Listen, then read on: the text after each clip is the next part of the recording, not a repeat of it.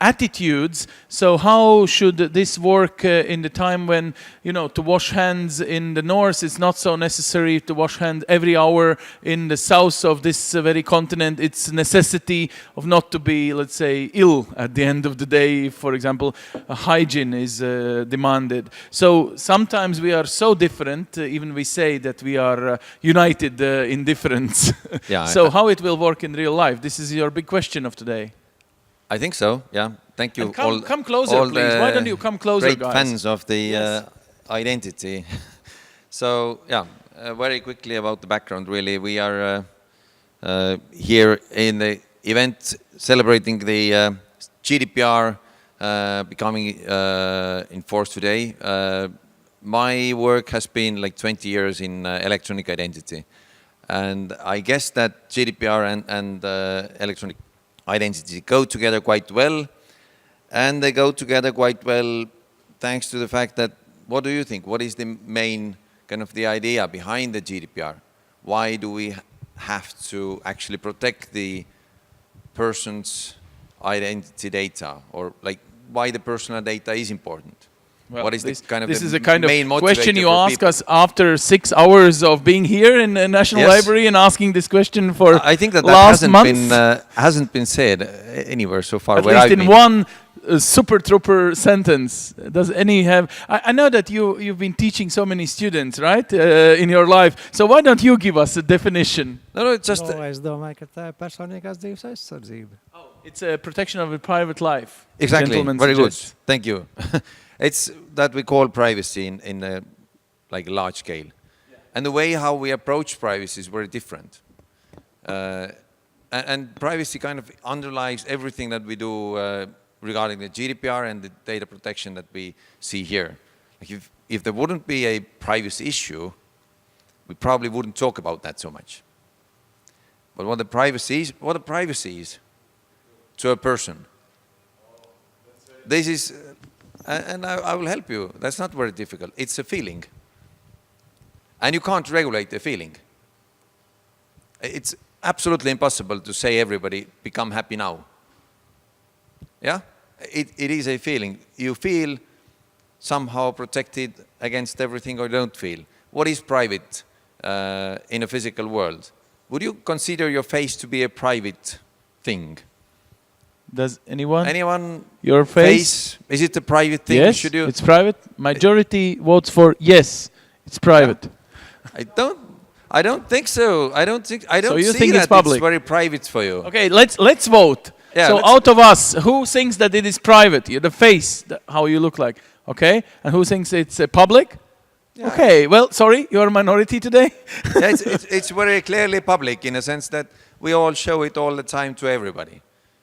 Who of you actually goes around the streets like this? It's not something that we hide from everybody. It's a speculation. If I'm going, But you should speak in Yeah. because people are listening to us. Yes, it's on. Yeah, sure. Please do. if I'm going through just down the street, Yeah. it's okay for everyone to see my face. But if they are taking pictures of my face and saving them, it is already private data. In a public space, it's already very public, so it's not unfortunately private. If they do take a picture of you in a public space, unfortunately, you are part of the public space. So with your face, Okay. quite often. So, but the idea really is that if we culturally take now that to Middle East, and we take women in the Middle East, you see a clear difference where the face of a lady is a private thing. You understand immediately when you jump off your airplane that here the face is not public. This is not something that you share with everybody. And do you understand that there is a cultural difference? Absolutely. Place where we are and where they are. And I'm not saying that everything is like good here and bad there. It's just different. And we accept that throughout, like there is a West and there is an East and there is maybe somewhere else something different. But we should consider the things that are different here. Like let's talk about the EU and how EU differently looks at different things. And that's what I try to find here. First, the concept of privacy in the electronic identity through the fact that nobody actually knows who you are. It's one of the underlying ideas in, I would say, German culture, where the whole GDPR, as we today morning learned, comes from.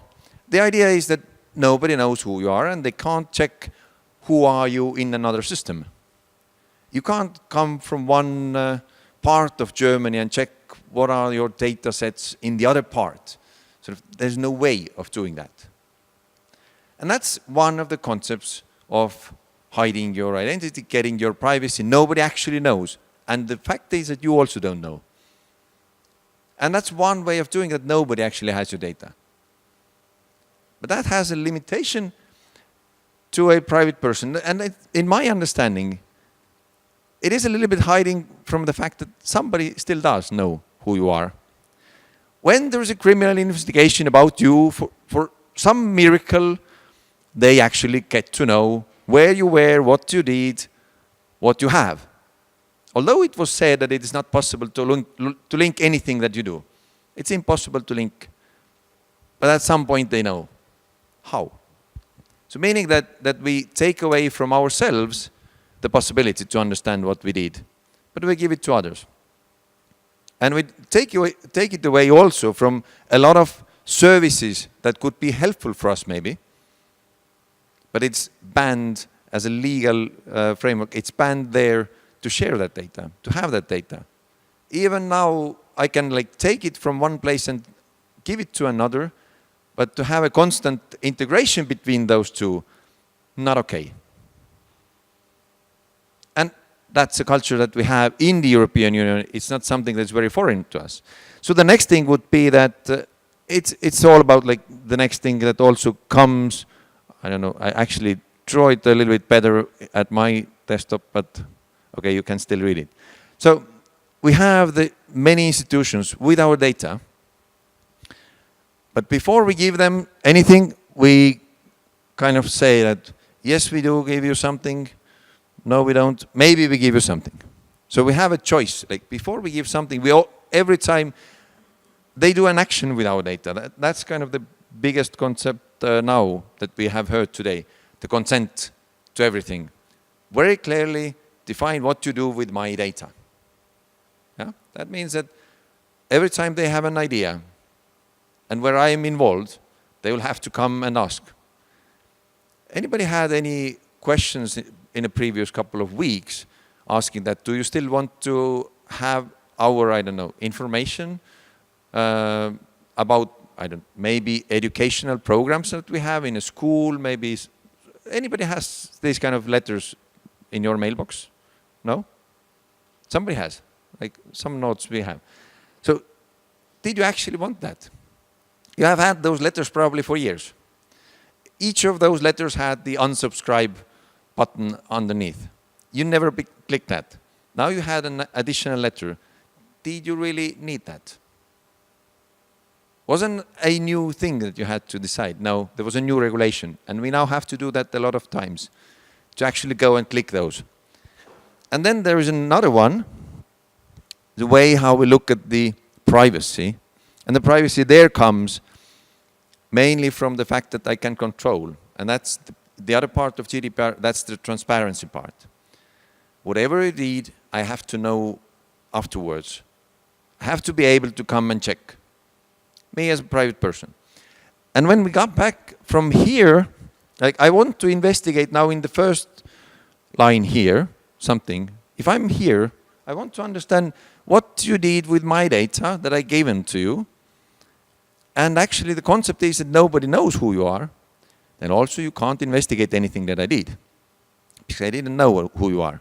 I didn't identify you in a way that it could be matched to you later on. So everything you did is anonymous also to you afterwards.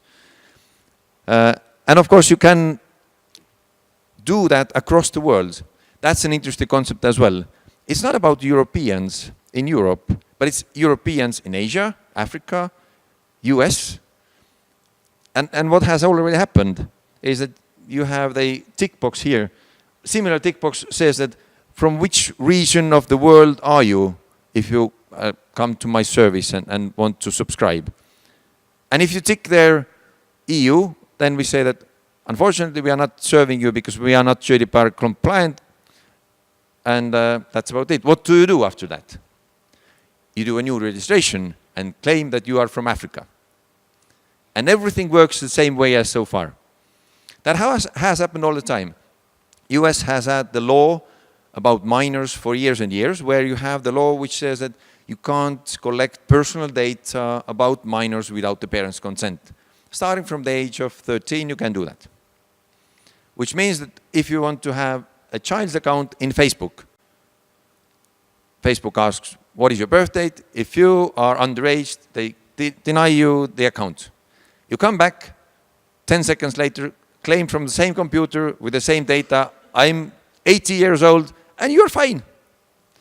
So we have seen that. It doesn't change the world. The thing that we do is not so revolutionary as we think, I think. Yeah. So they will find a way. Across the world, I think that it will be very European stuff that we do. We have found friends now, thanks to this scandal with the Facebook, and that's another scandal that has helped GDPR, I think, a lot. So the first fact that the GDPR came at all was a scandal in US, and now we have another scandal in US that would support the GDPR in an international level. I hope that it will be good. I'm not against GDPR, but I think that the three different concepts are not simultaneously covered with the GDPR. We are very focused on this one. That we understand that people want to have my data, and we make it so that you have to every time ask me for permission to do anything with that.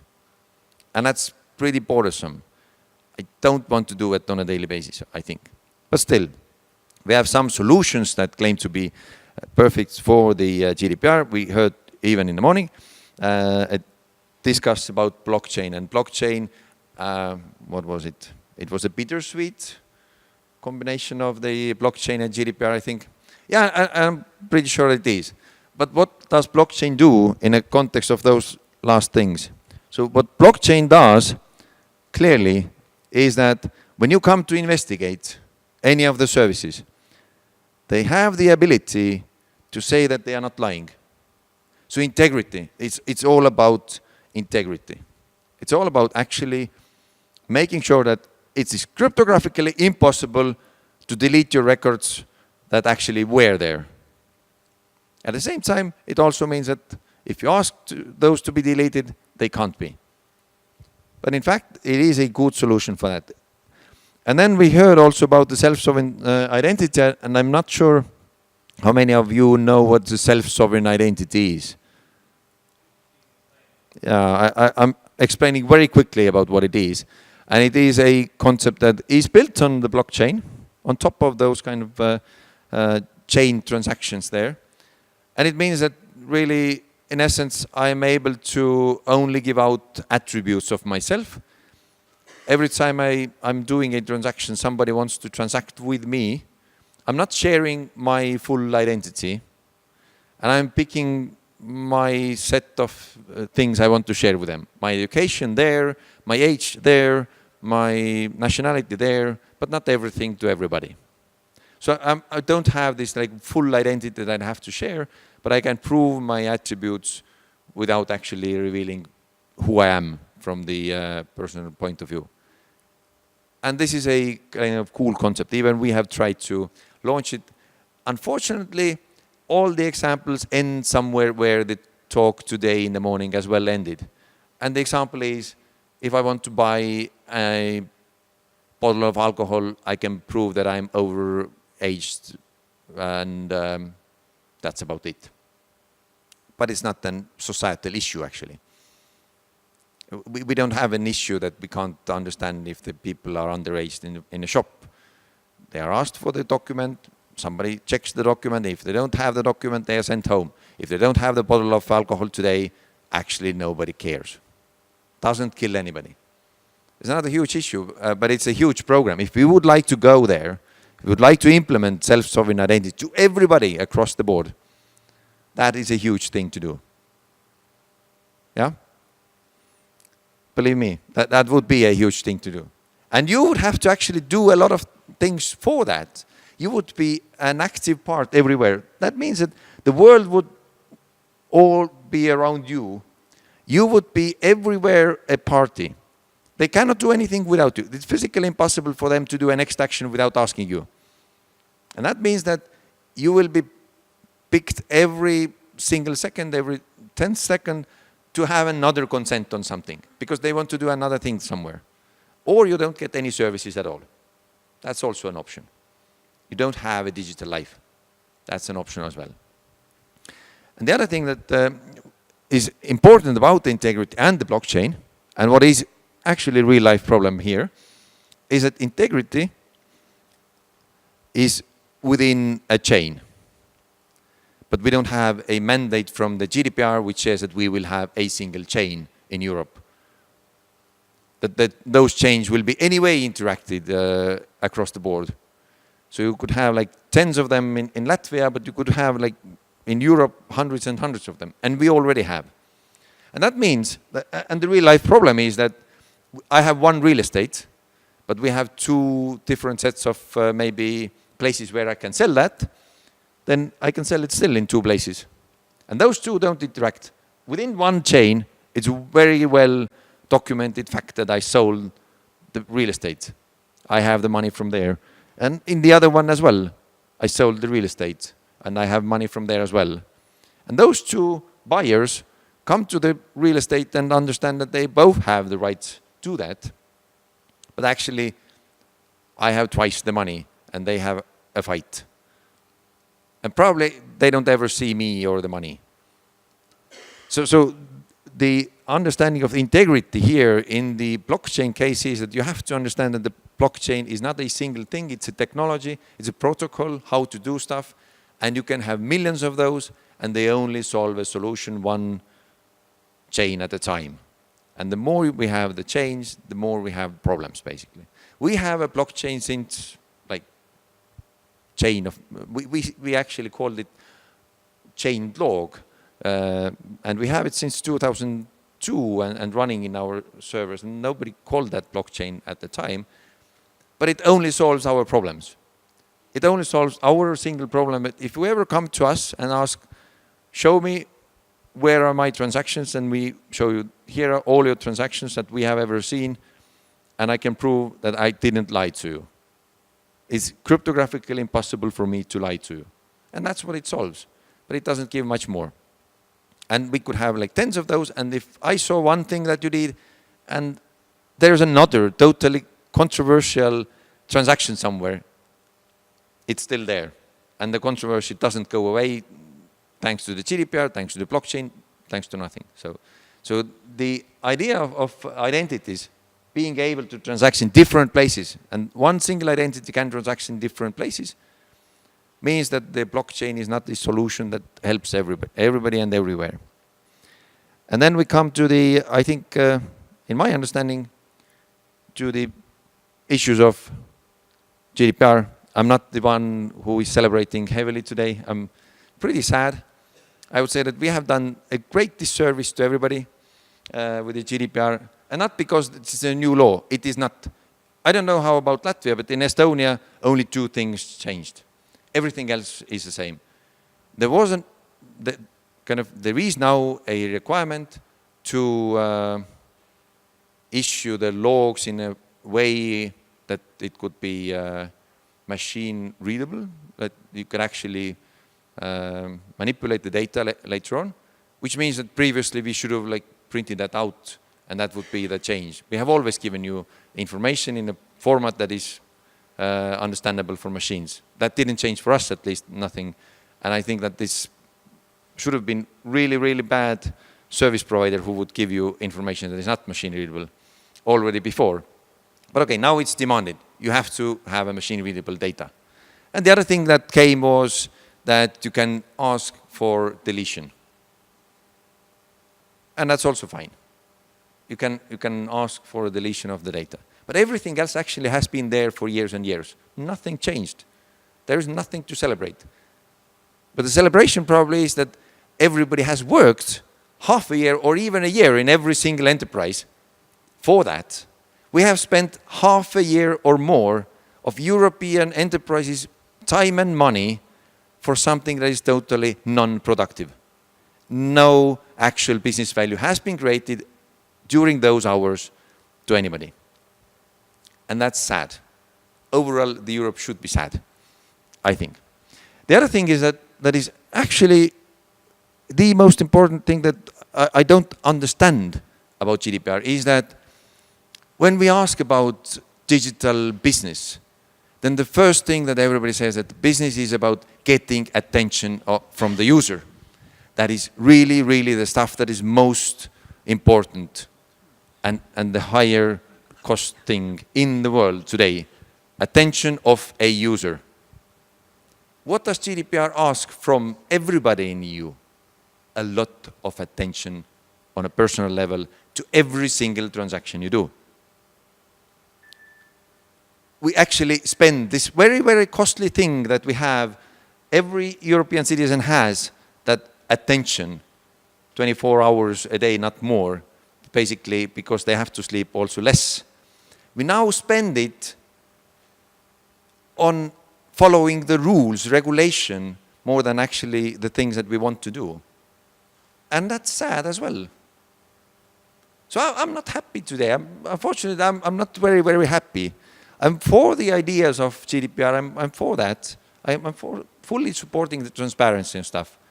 But I'm really, really sad that the way how it is implemented has taken away so much time and effort from us, and it is demanding from every citizen in EU, because of some really, really glitchy edge things, so much attention now on a daily basis to do our stuff that we would normally do, and we didn't bother so far. And we now have to spend a lot of time and effort to do those. Can I ask Yeah? you on this point? Please do. Do you have this feeling that it is like, you know, Donald Trump was arguing that actually too much of these Paris climate agreements and too much of these international involvements of America makes America not great. So he wants to make America great.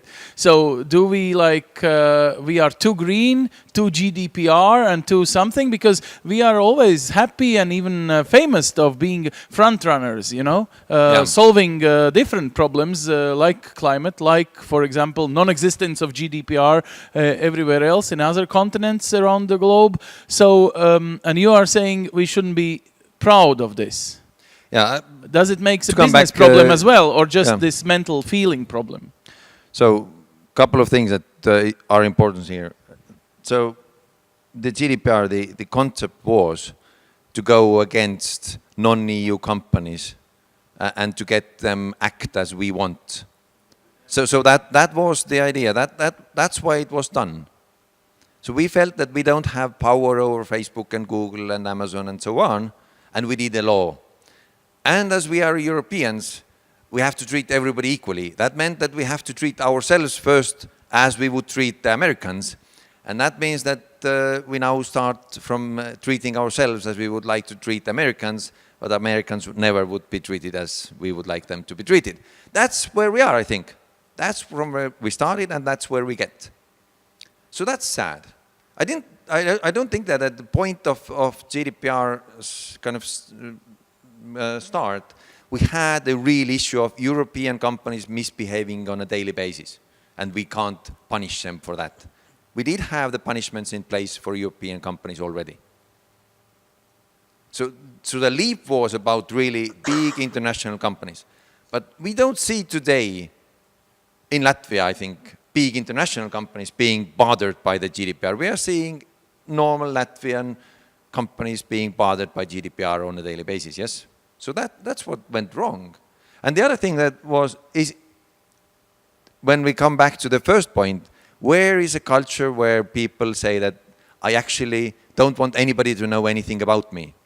It's where they don't trust their governments. Like the example of Germany, it comes from the fact that they are strong believers that if Hitler wouldn't have the population registry, they wouldn't know at that time who are the Jews and who are not. So that's the concept. The UK doesn't trust their government as well. the government always surveys after them, and that's also something that they strongly believe.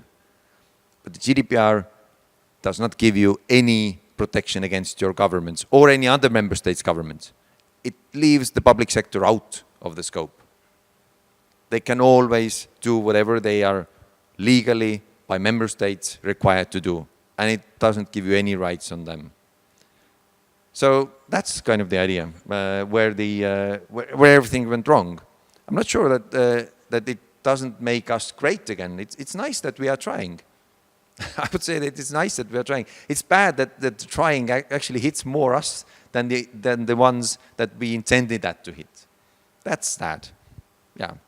And I think that the last thing is here is about the digital single market.